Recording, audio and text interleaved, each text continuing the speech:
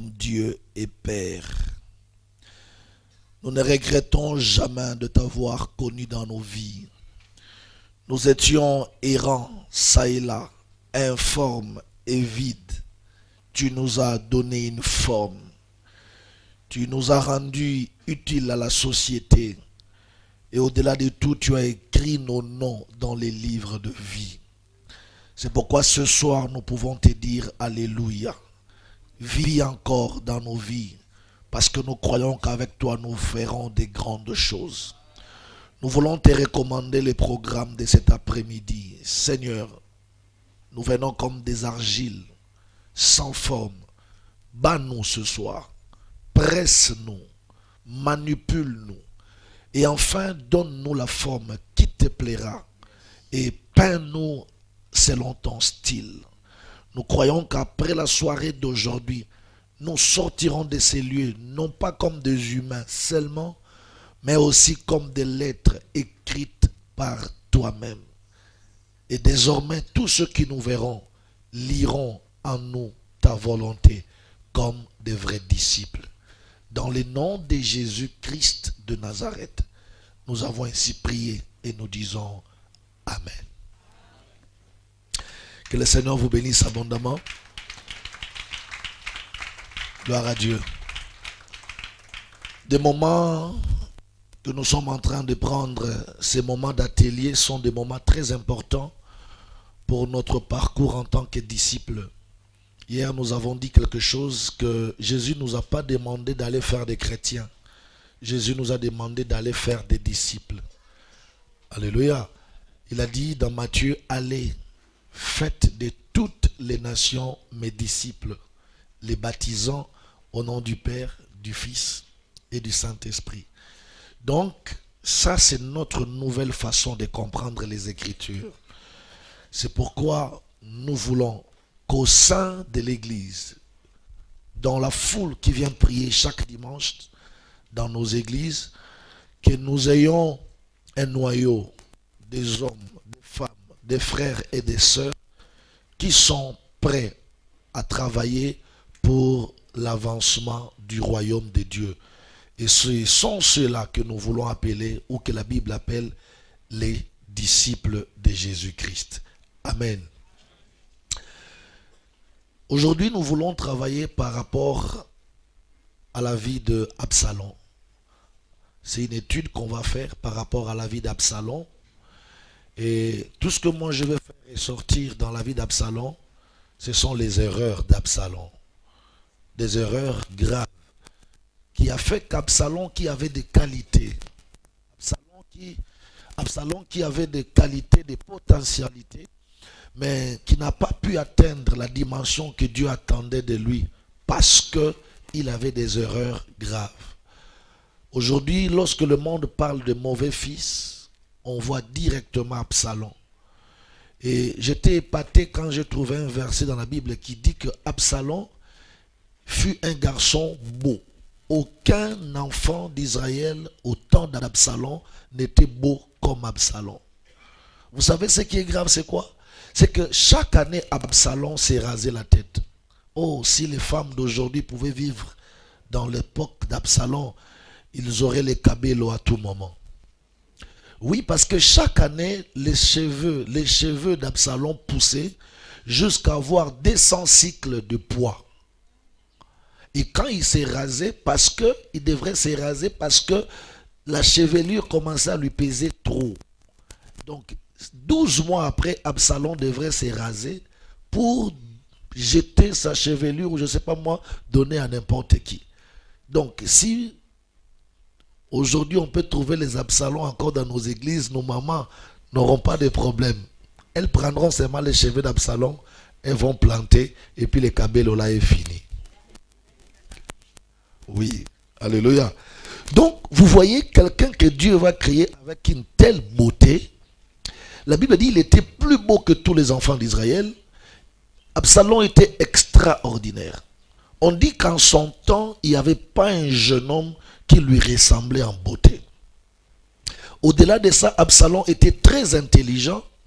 Et plus loin que ça, Absalom était aimé par son père. Donc, Absalom fut un garçon qui avait entre ses mains tous les atouts pour réussir en tant que disciple dans le royaume de son père David.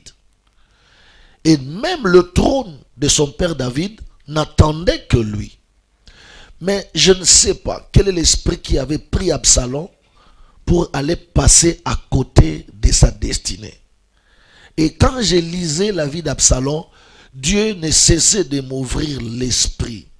Je suis même allé dans des librairies, trouver des livres qui parlent de la vie d'Absalom pour comparer ce que moi je comprenais par rapport à ce que les autres orateurs ou écrivains comprenaient. Je suis arrivé à comprendre que tous les écrivains qui ont écrit sur Absalom, tous ceux qui ont parlé sur Absalom, personne n'a parlé en bien. Et en tant que père, aujourd'hui, je ne pense pas qu'il peut y avoir un qui peut vouloir avoir dans sa famille un garçon comme Absalom. Oh Seigneur, loin de moi. Je ne veux pas que dans cette famille, un Absalom sorte. Alléluia. Parce que si les morts peuvent regretter là où ils partent, je crois que Absalom dans son tombeau commençait à se dire, ou commencerait à se dire, mais j'avais tout le moyen pour réussir dans ma vie. Qu'est-ce qui m'a pris pour que je rate ma destinée et que je passe à côté? Alléluia. C'est pourquoi je vais vous inviter dans les livres de le livre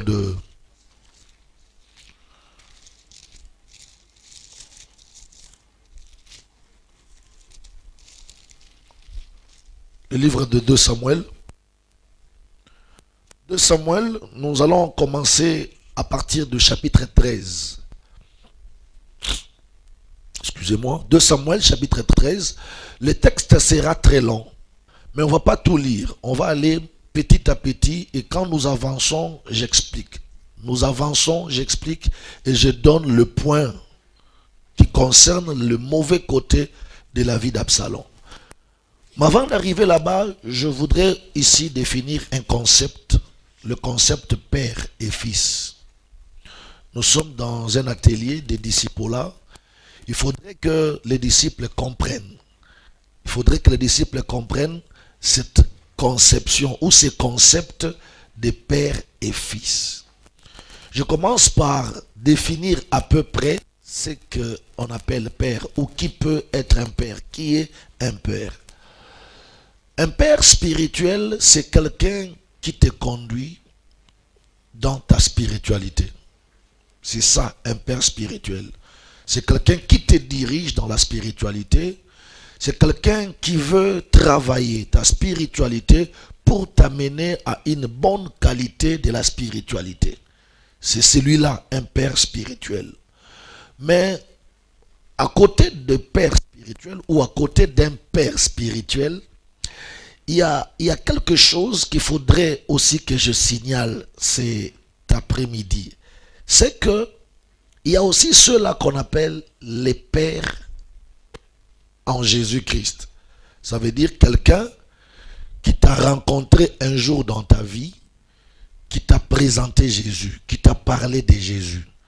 C'est lui qui t'a pris, qui t'a présenté l'évangile, qui t'a convaincu par la parole de Dieu et t'a amené à adhérer dans la foi chrétienne.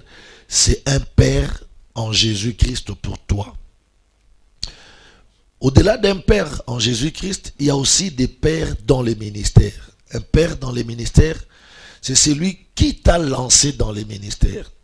Là, il faudrait que nous fassions une différence. Il y a des gens qui ont rencontré Jésus dans un marché. Il était à Total en train de faire ses courses. Il a rencontré un prédicateur qui l'a convaincu par l'évangile. Et ce prédicateur l'a conduit ou t'a conduit à accepter Jésus-Christ comme ton Seigneur et Sauveur. Celui-là qui a reçu Jésus dans un marché, dans une croisade, ou peut-être tu as reçu Jésus en suivant une prédication à la radio, comme plusieurs se sont convertis par les messages du général Sony à la radio, à la télévision. Plusieurs parmi nous. Donc, celui qui te convainc à croire au Seigneur Jésus-Christ et qui t'amène à adhérer dans la vie chrétienne, il est pour toi un père en Jésus-Christ. Mais maintenant, un père dans les ministères, c'est celui qui t'a pris et qui t'a jeté dans les services de Dieu. Ça veut dire que tu étais chrétien, tout simplement, mais quelqu'un t'a travaillé pour faire de toi un disciple. C'est celui-là qu'on appelle père dans les ministères. Amen. C'est-à-dire, tu étais venu à l'église à l'état brut, comme on dit. Tu es venu à l'état brut. Tu connaissais la parole, tu avais entendu la parole. Mais le goût de servir Dieu, la soif de servir Dieu, les ailes de servir Dieu, c'est lui qui a excité dans ta vie les ailes de servir Dieu. C'est celui-là qu'on appelle un père dans les ministères. C'est comme ça que vous verrez des gens, il s'est converti dans un autre pays, il s'est converti dans une autre ville, mais il se retrouve plus tard encadré dans une église où il y a un père qui l'a introduit dans les choses de Dieu, dans les choses du ministère. Il est un père pour toi. Je voudrais comparer cette image à la nature. Je vous pose une question. Le père qui a rencontré une femme et qui a déposé la sémence, la femme tombe enceinte et plus tard cette femme va accoucher. Et le père qui a récupéré l'enfant qu'on vient d'accoucher pour l'élever, l'instruire, l'éduquer. Qui est le père responsable? Pardon? C'est lui qui a élevé, n'est-ce pas?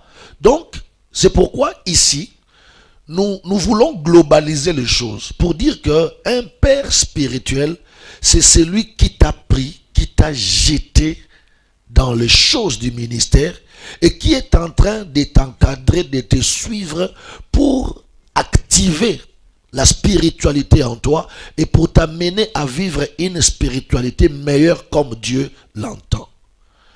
Et être père n'est pas un titre seulement qu'on peut se donner comme ça. Être père, c'est une responsabilité. Je crois que quand on est papa dans la famille, on est responsable les matins de laisser la nourriture pour les enfants. On doit payer l'école des enfants. On doit faire que ces enfants-là ne manquent pas de tenues pour fréquenter, pour aller à l'école. Bref, être père, ce n'est pas un titre qu'on peut se donner comme ça. Ce n'est pas une position qu'on peut s'attribuer parce qu'on veut la gloire. Être père, c'est vraiment une responsabilité. Et c'est une responsabilité qui pèse lourd. Parce que derrière ton dos, tu as la charge de la vie des autres. Il faut travailler la vie des autres. Il faut préparer la vie des autres pour que demain, eux aussi, deviennent des responsables dans le royaume des cieux comme toi tu l'es. C'est comme un jour, j'ai parlé au pasteur Jean-Louis, nous étions à l'église, il était question de faire les formalités d'un frère qui travaille à l'église. J'ai dit, pasteur, tu as vu? Donc, au-delà des prêcheurs que nous prêchons là, dans l'église, nous avons des charges et des responsabilités à faire que la vie de tous ceux-là qui travaillent pour le Seigneur soit à peu près stabilisée. Et ce jour-là, nous devrions décaisser une somme importante d'argent pour justement donner à ses frères les formalités qu'il faut à un garçon d'être reconnu par l'État congolais et de servir Dieu paisiblement et tranquillement.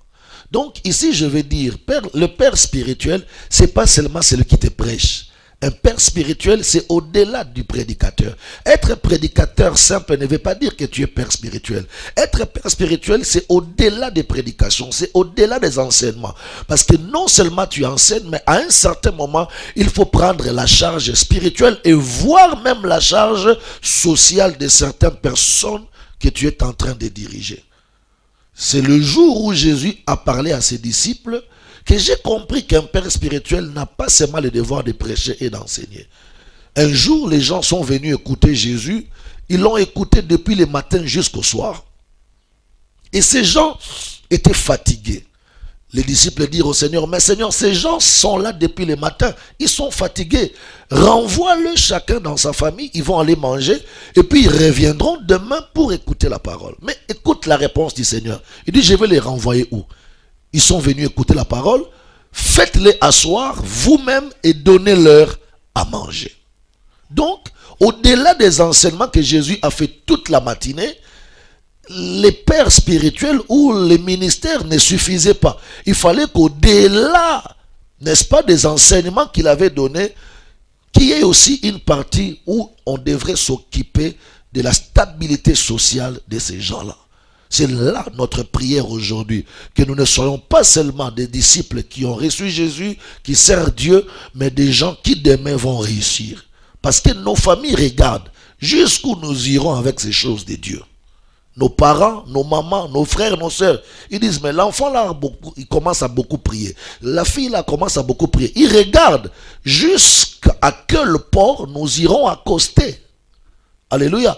Et si nous n'arrivons pas à bon port, ils vont dire, voilà, nous savions que c'était des aventures. Donc, je vais dire à quelqu'un, nous sommes condamnés à réussir. Et notre réussite dépend d'une coopération, d'une collaboration de part et d'autre. C'est-à-dire entre toi, le fils, qui devient disciple aujourd'hui, et le père qui est responsable de te suivre. On peut vouloir faire de quelqu'un responsable, mais en plus, il faudrait que la personne veuille qu'on fasse de lui un responsable. Toute la volonté qu'on peut libérer, qu'on peut relâcher pour aider quelqu'un à réussir, au-delà des efforts qu'on lui a offerts, il faudrait que lui-même aussi, la personne, fasse un effort de comprendre qu'on veut ma réussite, on veut mon avancement, on veut mon bien-être. Et c'est cette collaboration-là que nous voulons faire dans notre communauté. Nous voulons que cette église, armée de l'Éternel, oublie les gens qui viennent dimanche prier. La vraie église, ce n'est pas ce qu'on a fait les matins. La vraie église, c'est ça. Parce que les gens qui viennent les matins, d'autres viennent pour le miracle. D'autres viennent pour le voyage, d'autres pour le mariage, d'autres viennent pour la guérison. Mais ceux qui sont venus ce soir, sont venus pourquoi? Ils sont venus pour le renforcement de leur capacité spirituelle. Donc je n'ai pas affaire aux cas sociaux ce soir. J'ai affaire aux serviteurs et aux servantes de Dieu. Et c'est cette nouvelle vision que nous devons imprimer dans notre communauté. Faire de tout le monde quelqu'un qui a quitté le niveau de cas social pour arriver à devenir un disciple capable de servir dans le royaume de Dieu. Amen. Alors toutes mes recherches dans la Bible, dans les Écritures, c'est pour nous aider. Parce que moi aussi je suis disciple de mon pasteur, comme toi tu es disciple à mes côtés. Toutes ces recherches que je suis en train de faire, c'est pour nous aider à être des bons fils, des bonnes filles, des bons disciples qui peuvent amener le royaume de Dieu et l'œuvre de Dieu quelque part. Est-ce que tu as compris cela? Si j'ai donné le concept de père, qui est un père spirituel, parce que souvent dans des communautés comme ça, il y a des gens qui ont une mauvaise façon de voir les choses, qui disent aux autres, non, toi tu n'es pas le fils de daddy. Non, tu ne peux pas choisir qui est fils de qui. Celui qui sait qu'il est fils de daddy, c'est seulement lui-même dans son cœur qui sait que cet homme-là est mon père. Moi je ne peux pas me lever et dire que ça c'est ma fille, ça c'est mon fils, même si nous sommes en public devant les gens. Tu deviens pasteur, je vais te présenter, je dirai on va recevoir le pasteur Jean-Louis, on va recevoir le pasteur Grâce, il va prêcher. Mais c'est lui maintenant qui va dire aux gens, non, c'est lui qui vient de m'introduire, c'est mon père. Attends, tu te mets à dire aux gens, c'est mon fils, c'est ma fille. Et si la personne dit non, c'est pas mon père, c'est pas mon fils, ça va finir comment pour toi? Ça va finir à la police, hein? Voilà. Mais quand lui-même l'enfant dit que c'est mon père, là, il n'y a pas match, il n'y a pas débat. Parce que chacun de nous connaît de qui il est fils. Donc, il ne faut pas dire aux gens, non, toi, tu n'es pas fils de daddy, toi, tu n'es pas fils de papa, non, toi, tu n'es pas fils de l'apôtre. Non, c'est faux. Tu ne connais pas son parcours, tu ne connais pas comment il se retrouve ici. Parce qu'un père spirituel, c'est celui vraiment qui vient d'affecter et qui commence à influencer la spiritualité de quelqu'un. Eh bien, si la personne vient d'arriver, il se sent influencé par mon ministère, en quoi il est inférieur à toi? Je veux dire à tout le monde d'être à l'aise. Tu es chez toi. 2 Samuel chapitre 13. La Bible dit dans 2 Samuel chapitre 13, je commence par le verset 20. Suivez-moi très bien parce que à côté de chaque portion de la lecture, nous allons expliquer quelque chose. Dans 2 Samuel chapitre 13, le verset 20, nous descendons. La Bible dit, Absalom, son frère, lui dit, Amon, ton frère a-t-il été avec toi? Maintenant, ma soeur, tais-toi, c'est ton frère. Ne prends pas cette affaire trop à cœur. Et Tamar, désolé, demeura dans la maison d'Absalom, son frère. Le roi David apprit toutes ces choses et il fut très irrité. Le 22, Absalom ne parla ni en bien ni en mal avec Amon, mais il est pris en haine parce qu'il avait déshonoré Tamar, sa sœur. 2 ans après, comme Absalom avait les tondeurs à Baal-Hatzor, près d'Éphraïm, il invita tous les fils du roi. Absalom alla vers le roi et dit, voici ton serviteur a les tondeurs, que les rois et ses serviteurs viennent chez ton serviteur. Et le roi dit à Absalom, non, non mon fils, nous n'irons pas tous, de peur que nous te soyons à charge. Absalom le pressa, mais le roi ne voulut point aller et il le bénit. Absalom dit, permets du moins à Amon, mon frère, de venir avec nous. Le roi lui répondit, pourquoi irait-il chez toi? 27. Sur les instances d'Absalom, le roi laissa aller avec lui Amon et tous les autres fils. Alors, Absalom donna cet ordre à ses serviteurs. Faites attention quand le cœur d'Amon sera égayé par le vin et que je vous dirai, frappez Amon, alors tuez-le, ne craignez point. N'est-ce pas moi qui vous donne l'ordre? Soyez fermes et montrez-vous courageux. Les serviteurs d'Absalom traitèrent Amon comme Absalom l'avait ordonné, et tous les fils du roi s'élevèrent, montèrent chacun sur son mulet et s'enfuirent. Comme ils étaient en chemin, le bruit parvint à David qu'Absalom avait tué tous les fils du roi et qu'il n'était pas resté un seul. Bien-aimés, déjà par cette lecture, vous commencez à comprendre que pour Absalom, ça commence pas bien. Qu'est-ce qui se passe au départ? Absalom avait une sœur qui s'appelait Tamar. Tous étaient enfants du roi David. Et de l'autre côté, David avait aussi un fils qui s'appelait Amon. Mais vous savez, dans les familles, surtout les familles, excusez-moi, où il y a les demi-sœurs, demi-frères, demi-sœurs, il se passe souvent un phénomène démoniaque, satanique, que moi j'appelle l'inceste. Alléluia. Amon était fils de David, Tamar aussi fils de David, mais la Bible dit que Amon commençait à tomber amoureux de sa propre petite sœur Tamar. Et l'amour d'Amon pour sa sœur Tamar était tellement exagéré que Amon commençait à perdre les pédales. C'est bizarre, compliqué. Ce garçon n'avait même pas de la nausée. Ta propre sœur, qu'elle soit demi-sœur ou sœur directement, tu ne peux pas commencer à développer un amour pour des sentiments sexuels à ce niveau-là. Mais la Bible dit que Amon est devenu de plus en plus amoureux de Tamar, jusqu'à ce qu'il commençait à chercher comment coucher avec sa sœur Tamar. La Bible dit, un jour, Amon dans ses petits jeux. Là, je veux ouvrir une parenthèse. Parents, il faut faire attention quand vous avez des enfants à la maison. Faites attention, même pendant les fêtes, où les enfants dansent entre eux, où les enfants mangent entre eux, où ça part dans leur chambre. De temps en temps, allez surveiller. Nous sommes des surveillants de nos enfants. La Bible dit, aussi longtemps qu'un enfant est encore sous tutelle d'un père ou d'une mère, cet enfant ne ressemble en rien d'un esclave. Il faut rappeler à vos enfants de temps en temps, parce que vous êtes encore chez moi à la maison, vous êtes mes sujets. Vous dépendez de moi. Ça peut paraître méchant, mais c'est ça la bonne éducation. Parce qu'il y a des familles où l'inceste a commencé depuis les bas âges. Mais les parents, la maman ou le papa ne comprennent rien. Et moi je pense que Amon avait ces petits jeux-là. Pour arriver à développer un sentiment d'amour sexuel pour sa propre sœur. Donc Amon devrait déjà finir avec les cousines lointaines. Ah mais oui, parce que quel est ce courage d'aller directement chez ta sœur? Donc les cousines là, tu as déjà broyé, écrasé, fini même. Pour arriver à avoir beaucoup de désirs sexuels comme ça pour ta propre sœur, la fille de ton papa. Alors, pour arriver à avoir Tamar, qu'est-ce que Amon va faire? Il va créer une fausse maladie. Il pique une fausse crise de palu. Et dans sa fausse crise de palu, Amon dit à son père, je me sens très malade. Je voudrais que ma sœur Tamar me prépare quelque chose, qu'elle me fasse un gâteau et qu'elle vienne seule m'offrir dans ma chambre. Et je pense que si je mangeais un repas préparé par ma sœur Tamar, mon palu peut partir. Aïe, Tamar devient docteur ou pharmacienne pour guérir ton palu, en plus un faux palu.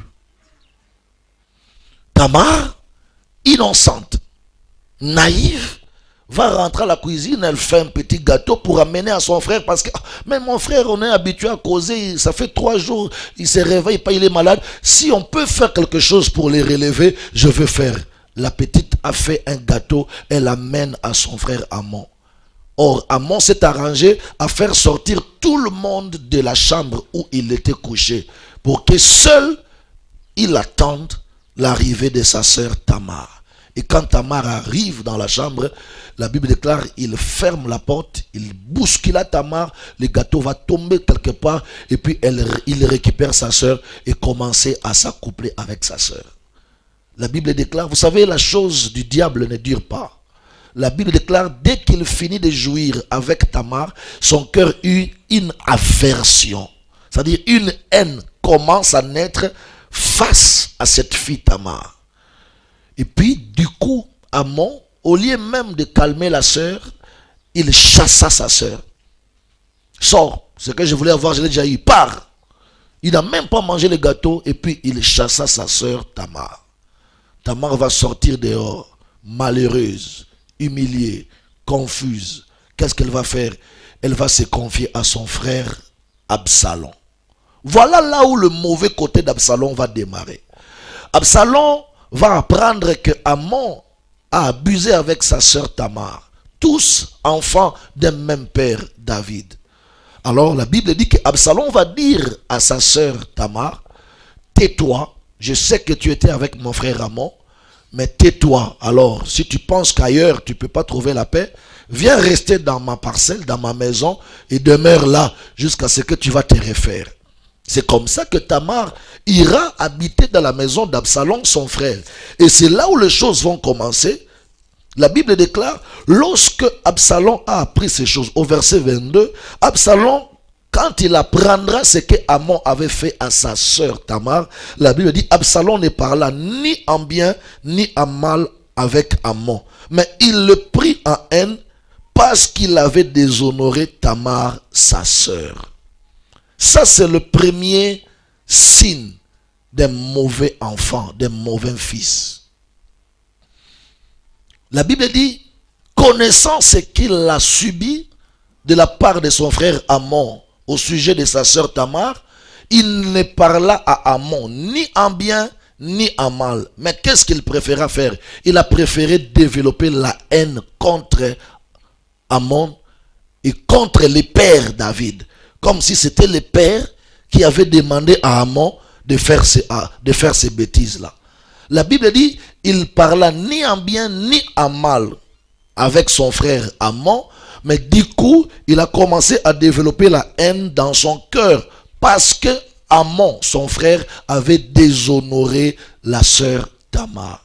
Bien-aimé, la première chose qu'il faut savoir quand on est fils est que si vous constatez des choses dans votre famille, dans votre communauté, qui ne marchent pas, qui n'arrivent pas à rouler comme vous voulez, ne gardez pas ça dans les cœurs. Il y a deux choses. Soit vous allez prier, dire ça à Dieu, ou alors vous allez chercher le père spirituel de votre père spirituel pour partager avec lui le problème qui vous arrive. Au lieu de garder silence, ne pas préférer dire la chose et commencer à développer la haine dans son cœur. Et ça, c'est le mauvais côté de beaucoup de gens. Il a un problème dans son cœur, mais qu'il ne sait pas dire aux concernés. Il préfère développer la haine, l'amertume et le ressentiment contre son frère Amon. Alors, ça, c'est le premier signe d'un mauvais garçon. Un mauvais garçon, quand il y a un problème, il en profite pour créer des conflits et des haines. Ça, c'est un mauvais disciple. Il est dans une communauté, il cherche des petits problèmes pour exciter sa haine, pour exciter son amertume. Au lieu d'attendre même quelqu'un d'autre venir le provoquer, non. Il est en train de rechercher où les choses ne marchent pas. Où est-ce qu'il y a un problème pour en faire un sujet de haine dans son cœur, un sujet de ressentiment. Et ça, c'est très dangereux quand on est disciple. On ne doit pas commencer comme ça. Un mauvais fils, un mauvais disciple, c'est celui qui est là pour développer la haine et développer l'amertume contre ses frères ou contre les pères. Je pose la question à Absalom. Qu'est-ce que le père David avait fait? Le forfait était commis par ton frère Amon. S'il y a un problème entre toi et ton frère, va chez ton frère. Asseyez-vous, discutez. Si tu les convaincs de son péché, vous priez ensemble. La Bible dit, tu l'as gagné. Mais tu préfères te taire, ne pas aller chercher ton frère avec qui vous avez eu des problèmes. Tu veux remonter le problème au niveau de papa David. Est-ce que c'est David qui avait demandé à Amon d'aller faire ses forfaits, d'aller commettre ses forfaits auprès de sa sœur? Pas du tout. Donc là, on sent que dans les cœurs d'Absalom, il y avait une mauvaise sémence. Un disciple qui a une mauvaise semence dans son cœur, c'est un grouilleur. Il creuse, il cherche où est-ce qu'il y a des petits problèmes pour en faire un grand problème. Donc c'est comme si Absalom cherchait une occasion pour créer des problèmes à son père David. Et parce qu'il n'a pas trouvé jusque-là, il va attendre les forfaits d'Amon sur Tamar pour provoquer un conflit qui n'a pas de sens. Même juridiquement, Absalom va reprocher son père de quoi? Mais il commence à développer de la haine, il commence à développer de l'amertume, il commence à avoir des sentiments bizarres, des sentiments conflictuels contre son père. Bien, si tu ne pouvais pas dire à Amon le mal qu'il a fait à ta soeur, tu pouvais quand même aller voir papa, dire papa, moi je suis mécontent, il y a un problème qui ne marche pas ici dans la famille, c'est que mon frère Amon a fait ça, a fait ça, a fait ça. Il a préféré se taire en face de celui qui a commis le forfait et se taire même en face du responsable que Dieu avait établi dans la famille. Donc il a préféré le silence, mais pour développer en lui l'arme de guerre. Et quand on est disciple, il faut éviter d'entretenir dans le cœur des conflits en face ou avec des frères. Un bon disciple, un bon fils, une bonne fille doit éviter d'entretenir des problèmes, d'entretenir des conflits avec ses frères. Même s'il y a un problème. La Bible dit, s'il y a un problème entre toi et ton frère, va auprès de lui. Parle-lui, fais-le asseoir. S'il a compris son mal et que vous arrivez à prier, tu l'as gagné. Alléluia.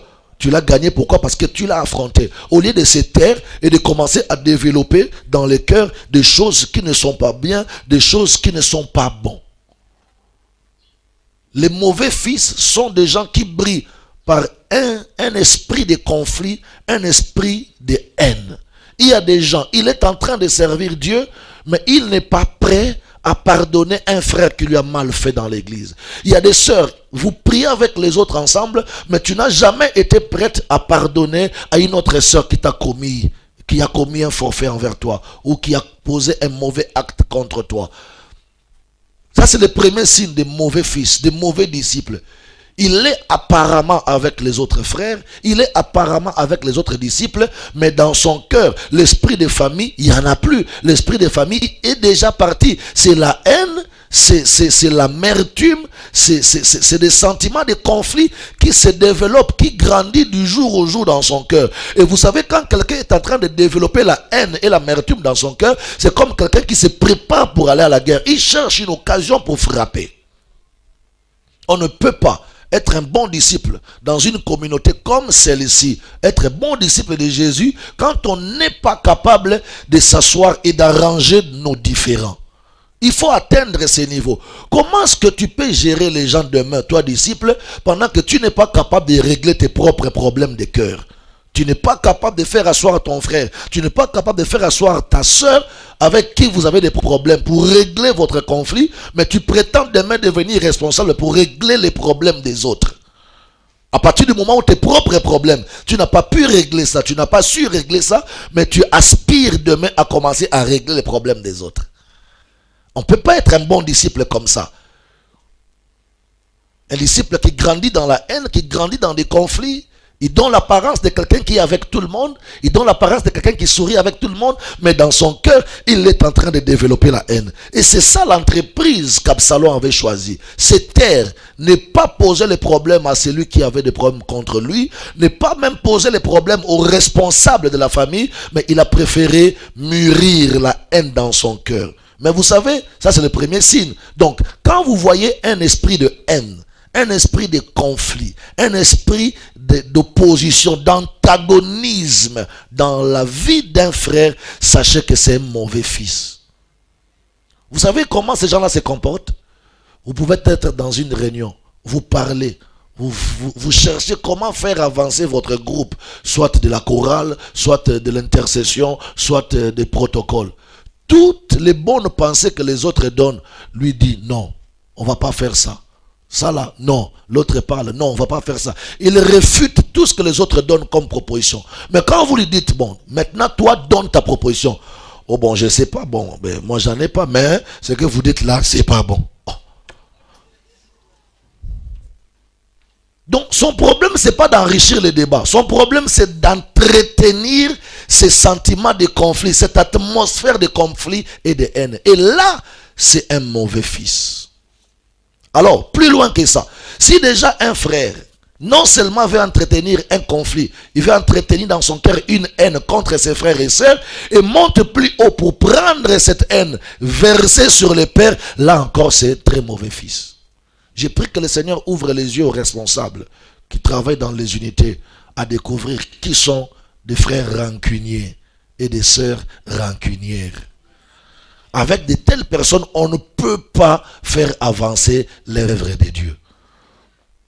Parce que dans l'œuvre de Dieu, nous sommes une équipe. Quand une personne marque le but, c'est pour la victoire de tout le monde. Quand une personne commet une erreur, nous allons tous payer. Donc, quand il y a une erreur de la part d'un frère, nous devons faire un effort pour récupérer la situation parce que son erreur à lui seul peut nous causer tous un dommage. Comme aussi un frère, s'il arrive à faire de bonnes qualités de prestations, sa victoire sera la victoire de tout le monde. Lorsque Neymar seul ou Lionel Messi marque le but, la médaille d'or, on donne ça à toute l'équipe, même aux réservistes, parce qu'ils étaient dans la corporation.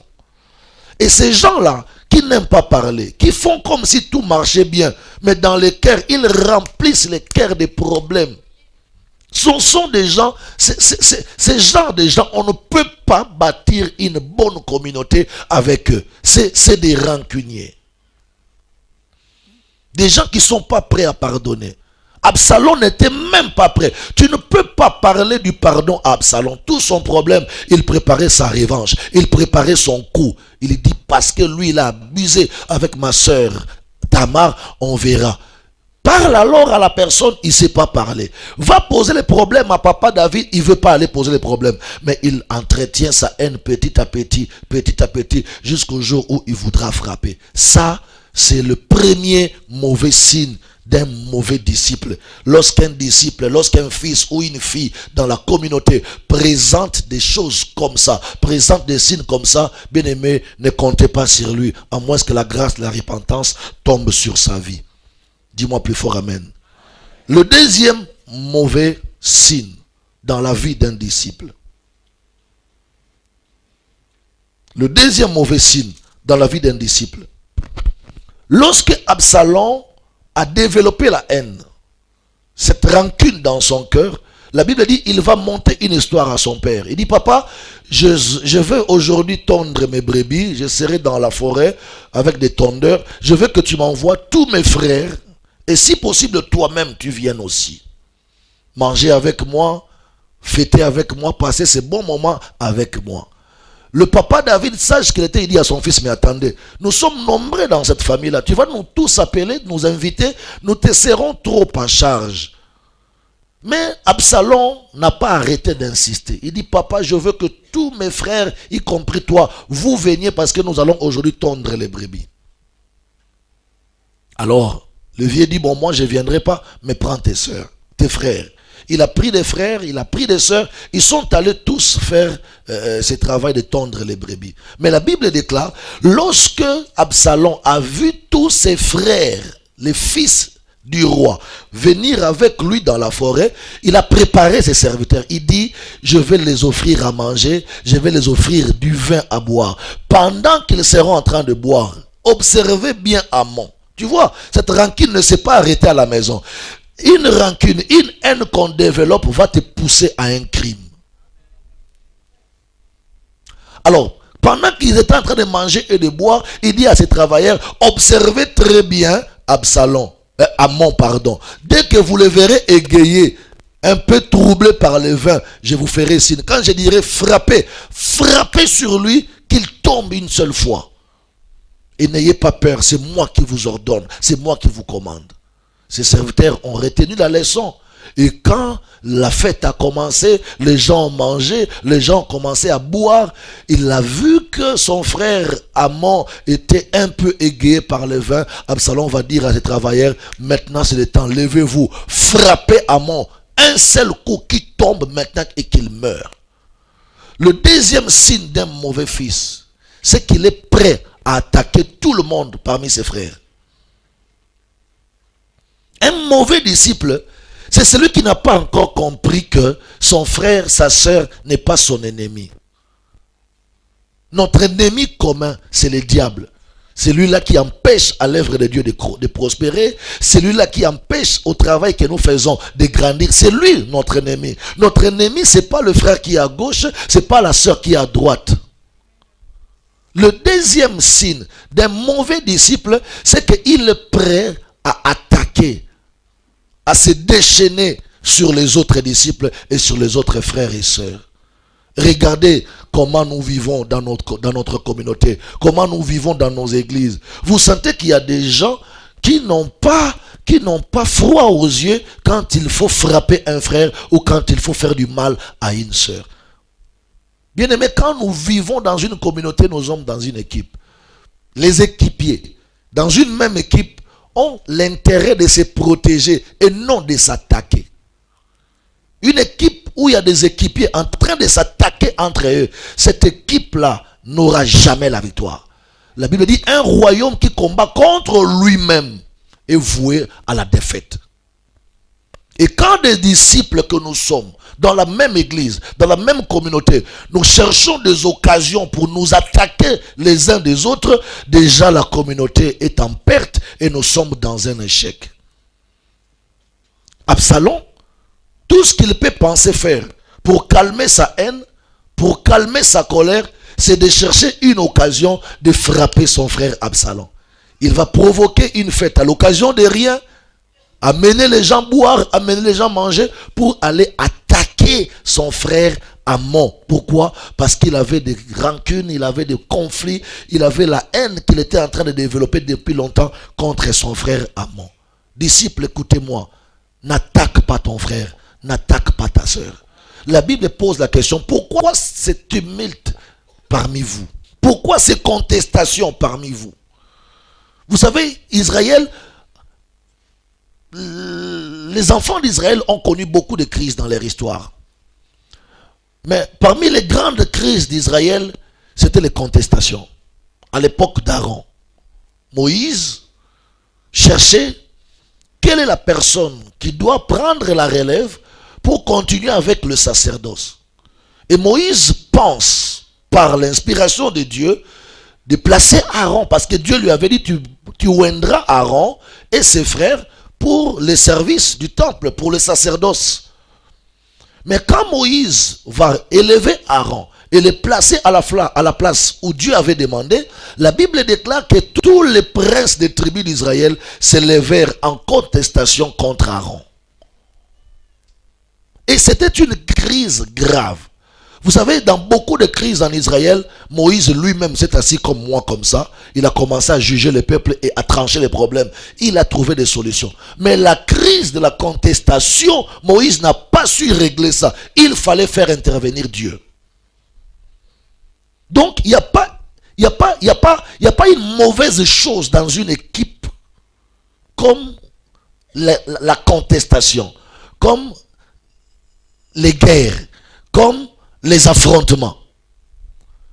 Tous les autres problèmes qu'il y a eu en Israël, Moïse s'est assis, il a donné la sagesse, il a parlé, la chose était réglée, le problème était réglé. Mais quant à ce qui concerne la crise de la contestation, Moïse n'a pas pu régler ça. Il est allé prier Dieu. Dieu lui dit, Moïse, bon, voilà ce que tu vas faire. Parce que toi, tu n'arrives pas à régler ça. Dis-leur, moi je vais régler. Donc, ce n'est pas une bonne crise. À l'église, on peut avoir d'autres crises, mais nous devons éviter cette crise de contestation où vous verrez un frère vouloir s'attaquer à un autre frère, une sœur vouloir s'attaquer à une autre sœur. Alléluia, c'est pas bien. Surtout cette crise-là, si ça commence à monter sur le podium, aïe, aïe, aïe, aïe, là ça devient compliqué. Parce que même là, nous les fidèles, nous sentons que tel est en train de parler à tel. Et tel parle à tel. Et là, vous sentez qu'entre des disciples, entre des frères, ils sont en train de s'attaquer entre eux. Et des contestations comme ça, l'homme de Dieu devient puissant pour trancher. La sagesse est épuisée pour trancher. Là maintenant il faut Dieu. Alors qu'est-ce que Dieu a dit à Moïse? Il dit, Moïse demande au prince des enfants d'Israël que chaque prince de chaque tribu prenne sa verge, amène dans la tente d'assignation. Alors le matin, la verge qui va fleurir sera la verge de celui qui sera confirmé dans le sacerdoce. C'est comme ça que Dieu a fait cesser les contestations dans la communauté des enfants d'Israël. Mais pour que Dieu arrive à faire ça, ça a pris du temps. Ça a beaucoup pris du temps. Donc, il faudrait éviter de nous combattre entre nous, de nous attaquer entre nous. Bien aimé, je vais vous dire une chose. Je ne sais pas si les gens qui vont me suivre à la télé seront choqués. Moi, ça c'est mon option. Si tu as un mari païen qui ne prie pas avec nous, il vient t'accuser chez moi, je vais te défendre. Pas pour t'enfoncer ou te pousser à continuer à faire le mal, mais je vais d'abord sauver ton foyer. Parce qu'il se peut que ton mari n'attend que moi. Je dise quelque chose pour dire, voilà, même son apôtre avait dit, donc la femme là, c'est pas la peine. Même si ton patron vient t'accuser chez moi, je vais écouter, je vais lui dire, bon d'accord, on va voir comment arranger. Je vais trouver une sagesse de ne pas te faire couler. Donc ça c'est une vision, c'est une doctrine que nous devons avoir. Ne jamais nous attaquer entre nous et ne permettre à personne du dehors de nous attaquer ou d'attaquer un de nous. C'est seulement comme ça que l'équipe sera soudée et que le royaume sera fort. Un royaume divisé ne peut pas vaincre l'ennemi. Un royaume qui combat contre lui-même ne peut pas réussir dans sa guerre. Alors Absalom a pensé que c'était la bonne façon de faire. Tout son problème était de mentir, de tromper, faire que tous ses frères viennent là où il était pour qu'il commence à frapper. Et la Bible dit quand Absalom a frappé, du coup Amnon est tombé et mort.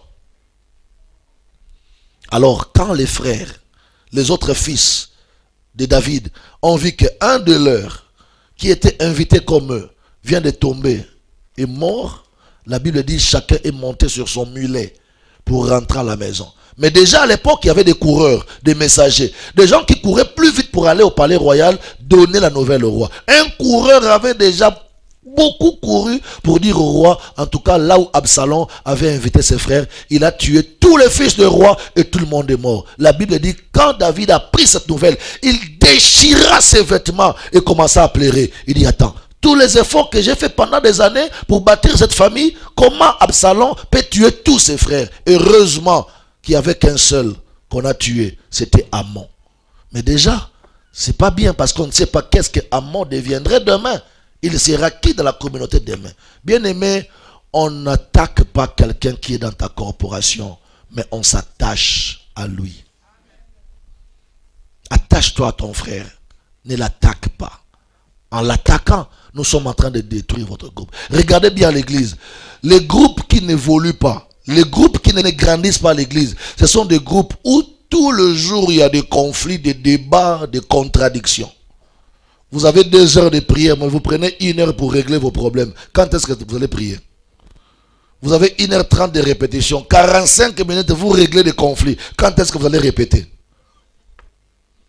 Donc tout le temps, vous l'avez passé dans des querelles, dans des tiraillements, des chambardements. Et le vrai problème qui vous a rassemblé, vous ne l'avez pas fait.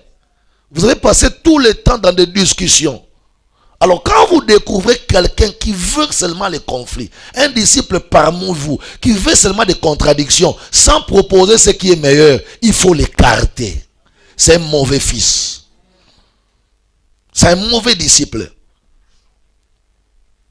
Bien aimé, vous savez, la Bible déclare une seule orange pourrie peut détruire toute une caisse. Les mauvaises compagnies corrompent les bonnes mœurs.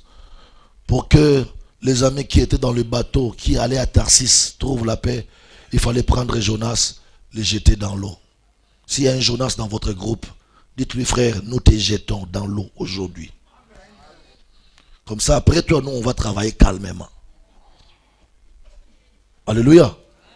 Une seule personne qui veut s'attaquer à tout le monde peut empêcher la croissance d'un groupe, peut empêcher la croissance d'une corporation, peut empêcher la croissance d'une église. C'est même dans les familles, dans nos familles biologiques. Il y a toujours des gens qui sont prêts pour contester, pour refuser, pour contrecarrer, pour s'opposer.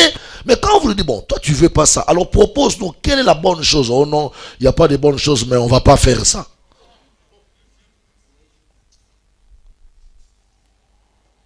On dit, bon, aujourd'hui, on va manger les riz. Non, pas les riz, pas les riz. L'autre dit, on va manger le manioc. Non, pas le manioc, pas le manioc. Bon, on va manger le pain. Quel pain? Pas les pains ici. Bon, propose-nous, on va manger quoi?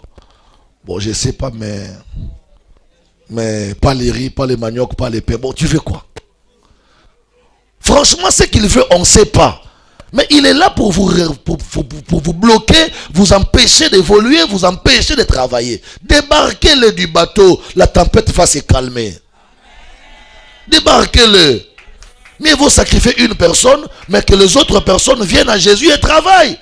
Bien aimé, tu ne peux pas faire passer le temps pour une seule personne. La Bible déclare, deux personnes ne peuvent pas marcher en accord, ne peuvent pas marcher ensemble s'ils ne sont pas en accord. Quand quelqu'un ne veut pas s'accorder, laissez-le. Même quand on joue les instruments, une guitare n'arrive pas à s'accorder. Déposez-la, allez jouer notre guitare.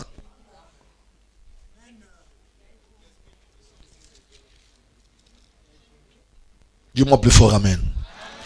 Donc, le deuxième signe d'un mauvais fils, il a toujours la facilité de s'attaquer aux gens. C'est un Absalom. Il trouve toujours les occasions pour s'attaquer. Bien aimé, il n'y a pas de plus grand bonheur que de se retrouver dans une grande équipe. Vous ne savez pas quelle est ma joie ce soir. Quand je vois un grand nombre des équipiers comme ça, des hommes, des femmes, des garçons, des filles, des frères et sœurs, des jeunes et vieux, qui ont adhéré à la vision de l'armée éternelle et qui se sont donnés pour travailler dans cette communauté. C'est une grande joie. Je ne regrette pas d'avoir accepté l'appel. Mais imaginez que je me retrouvais aujourd'hui à la réunion des engagés avec 7 personnes. Je peux même changer les messages. C'est pas bon d'avoir une équipe faible. Il faut travailler pour avoir une équipe forte. Est-ce que je peux continuer? Au verset 24, chapitre 14, le verset 24. Non, je rentre au verset 12, au chapitre 13 toujours. Au chapitre 13, nous lisons au verset 29. 2 Samuel 13, 29. La Bible dit, les serviteurs d'Absalom traitèrent Amnon comme Absalom l'avait ordonné. Et tous les fils du roi se levèrent, montèrent chacun sur son mulet et s'enfuirent. Comme ils étaient en chemin, le bruit parvint à David qu'Absalom avait tué tous les fils du roi et qu'il n'était pas resté un seul. Le roi s'éleva, déchira ses vêtements et se coucha par terre. Et tous ses serviteurs étaient là, les vêtements déchirés. Jonadab, fils de Chiméa, frère de David, prit la parole et dit, que mon Seigneur ne pense point que tous les jeunes gens, fils du roi, ont été tués, car Amnon seul est mort. Et c'est l'effet d'une résolution d'Absalom depuis le jour où Amnon avait déshonoré Tamar, sa sœur. Donc depuis le jour où Amnon avait déshonoré Tamar, Absalom traînait dans son cœur cette haine. Je vais dire à quelqu'un, un disciple qui m'entend ce soir, pardonnez. Pardonnez. Là où les gens travaillent ensemble, il ne manque pas de problème. Même s'il n'y a pas de problème, il ne manquera pas de mauvaises humeurs. Même s'il n'y a pas de mauvaises humeurs, il ne manquera pas de mauvaises paroles. Là où les gens sont ensemble pour vivre ensemble, les problèmes ne manquent pas. Même dans un couple où 2 personnes sont liées dans les mariages, il y a toujours des petits problèmes. Mais s'il faut prendre tout le problème en jeu, comptez ça, donc vous n'aurez jamais une heure ou un jour de paix.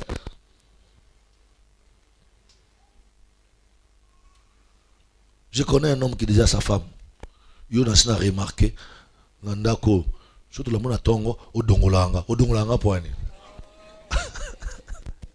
Est-ce que ça c'est un problème? Moi si vous bolingo so matin na moté mais otinda dongola mobali. C'est pas kaboyo, azo luka yo mais bolingo na etinda kaye adongola batu. Tala bolingo keseni hein?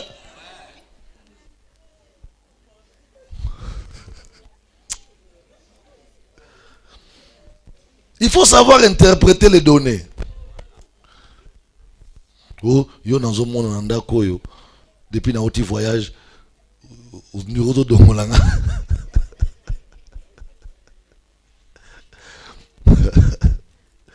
Donc tu cherches que des problèmes pour entretenir la haine, pour attaquer les gens, pour menacer. Non, c'est pas bien. Alléluia. Mais écoutez, ça suffit pas là-bas. Quand nous allons dans 2 Samuel 14, 2 Samuel 14, je commence par le verset 21. 2 Samuel 14, verset 21. On va voir le troisième mauvais signe.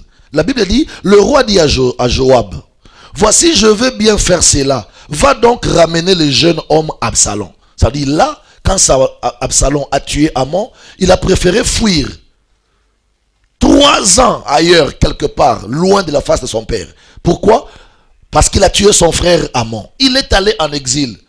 Alors, Joab, qui était un général à côté de David, a trouvé des moyens pour faire comprendre au roi que malgré la bêtise que l'enfant vient de faire, c'est quand même un garçon, on ne doit pas le laisser loin de nous. Trouvons un moyen pour les ramener. Joab a convaincu le roi. Le roi dit, bon d'accord, il n'y a pas de problème, allez chercher les garçons, mais amène-le ici dans la capitale, et puis bon, on verra après ce qu'on va faire. C'est comme ça que la Bible déclare. Le roi dit à Joab, voici je veux bien faire cela. Va donc, ramène le jeune dans la ville, ici. Et Joab tomba la face contre terre et se prosterna. Il bénit les rois. Puis il dit, ton serviteur connaît aujourd'hui que j'ai trouvé grâce à tes yeux, au roi mon Seigneur, puisque le roi agit selon la parole de moi, ton serviteur. Et Joab s'éleva et partit dans la ville où Absalom s'est caché. Il ramena Absalom à Jérusalem, dans la même ville que son papa David. Mais écoute maintenant. Mais le roi dit qu'il se retire dans sa maison et qu'il ne me voit point. Et Absalom se retira dans sa maison et il ne vit point le roi dans sa face. Il y avait un homme, il n'y avait pas un homme dans tout Israël aussi renommé qu'Absalom pour sa beauté depuis la plante du pied jusqu'au sommet de la tête. Il n'y avait point en lui de défaut, my God. Lorsqu'il s'est rasé la tête, c'était chaque année qu'il s'est rasé. Parce que sa chevelure lui pesait, le poids de cheveux de sa tête était de 200 cycles de poids du roi. Donc, le papa lui dit, maintenant qu'on te ramène dans Jérusalem, dans la même ville que moi, je t'ai pardonné, mais je te punis. Tu vas faire 2 ans loin de ma face. Tu ne me verras pas et je ne vais pas te recevoir. Mais malgré cette punition que le vieux a donnée à Absalom, quand nous irons lire la suite, on verra que Absalom n'a pas changé. Le mal n'est pas fini. Au contraire, il a ajouté des damnes. Quand vous voyez un disciple à l'église qu'on suspend, qu'on punit, vous le remettez en service, il n'a pas changé, désespéré, dégagez, débarquez-les. Bien aimé, quand une punition n'arrive pas à corriger un disciple, ce n'est pas un vrai enfant de Dieu. N'oubliez pas que la Bible déclare, en ces temps de la fin, il y aura des brebis revêtues de... Qu'est-ce que j'ai dit? Il y aura des loups revêtus de peau de brebis. Quand Jésus parle de ça, il parle de qui? Quand il dit il y aura des loups revêtus de peau de brebis. Lorsqu'un loup veut s'identifier à une brebis, on parle de qui? On parle des disciples. Donc vous êtes ensemble avec des personnes, vous croyez tous être des brebis. Mais déchire-les un peu la peau ici, regarde ce qui est dedans. Ce n'est pas une brebis, c'est un loup. Et la nuit, c'est lui qui enlève sa peau de brebis, mange sa soeur, mange son frère, et puis à 5 heures du matin, il remet sa peau de brebis, et puis le berger ne comprend rien. Vous savez, beaucoup de choses se passent la nuit quand les brebis sont entre elles. Et le berger ne comprend rien. Mais où sont les vrais brebis qui peuvent dénoncer des fausses brebis? Il faut qu'il y ait de vrais brebis qui vont dire le matin au berger, la nuit il s'est passé telle chose, telle chose, telle chose. Tiens compte de ça. Parce que quand les brebis dorment dans leur, je ne sais pas moi, bergerie, les bergers aussi trouvent un coin pour se reposer un peu la nuit. Ce qui se passe là-bas, il y a beaucoup de choses qui se passent entre les accouplements, les accouchements, les tiraillements, les chambardements, et que sais-je encore. Mais il faudrait que parmi les brebis elles-mêmes, Une brebis courageuse, c'est là pour dire, en tout cas aujourd'hui, nous là, on n'a pas dormi. Il y a eu ça, il y a eu ça, il y a eu ça. Alléluia. Donc ici, Absalom va faire 2 ans dans la même ville que David, avec une punition de ne pas voir la face de son père David. Mais quand on enlève la punition, le roi David le reçoit encore. Il dit, bon, tu es mon fils, reviens encore devant ma face. Au lieu qu'il change, il n'a pas changé, il a continué toujours avec ses bêtises. Le 3e signe d'un mauvais disciple, quand vous voyez un disciple qui de temps en temps est puni, ne change pas, c'est un mauvais disciple. Il faut même se demander s'il est fils de Dieu. L'apôtre Paul dit que la punition amène quelqu'un à la repentance. Il faut qu'une punition aide quelqu'un à produire le fruit digne de la repentance. Mais quand quelqu'un devient résistant, même face aux punitions, on ne sait pas qui il est. Est-ce que c'est vraiment un disciple ou ce n'est pas un disciple? À Lingala, on dit Zoba Liboso, Maël Sima. Je reçois une punition une fois. Prochainement, quand on va me rétablir dans mes charges, je dois tenir compte des erreurs de la fois passée. Je ne dois plus refaire les mêmes bêtises pour ne pas tomber dans la même punition.